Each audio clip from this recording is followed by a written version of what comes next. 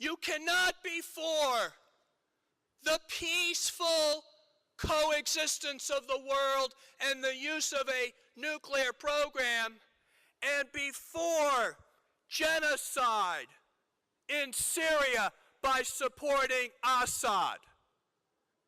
You cannot say that you are for transparency and disclosure and openness with your nuclear program and be murdering and massacring the people of Ashraf and taking 7 hostages, 6 of whom are women. You cannot have it both ways.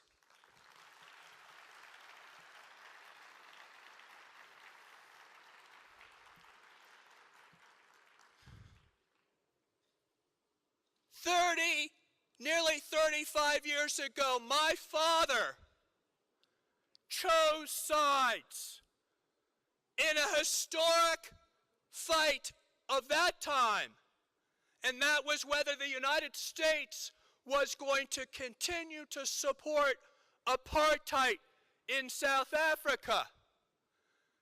And as you know, the leader of the ANC, which was a terrorist organization in the eyes of the United States, was none other than Nelson Mandela, a listed terrorist in the United States. My father stood with Nelson Mandela and the ANC, just like today I stand with Madam Rajavi and the PMOI.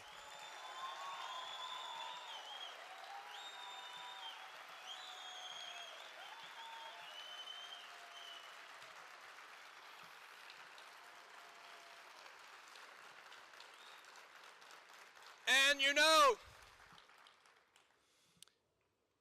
his bill in Congress was a sanctions bill, putting sanctions on the government of South Africa. And just like we're in a moment now, where this president is not sure which side he's going to be on, the president at that time vetoed the sanctions bill. And you know what my father did? Working in a bipartisan way, he overrode the presidential veto and he doubled down on the sanctions.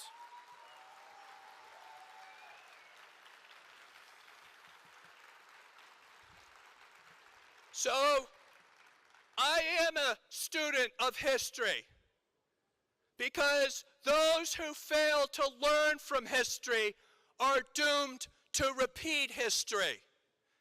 And my friends, we ought to be deciding right now to support the democratic resistance of the mullahs, not acquiesce to the demands of the mullahs. We ought to be standing with those who are fighting repression, not siding with those who are executing repression. This is a very simple question.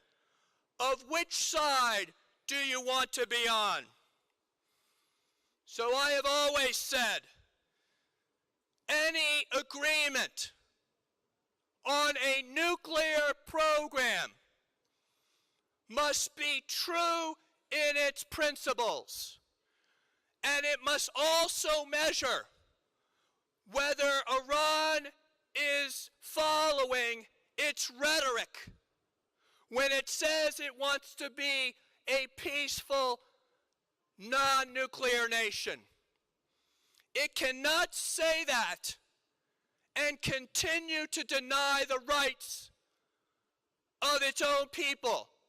It cannot say that and continue to execute its own people. It cannot say that and continue to support Bashar al-Assad in genocide in Syria. So I say to my president, make sure that any agreement on a nuclear deal not only monitors the nuclear sites within Iran, but it also monitors the prisons in Iran.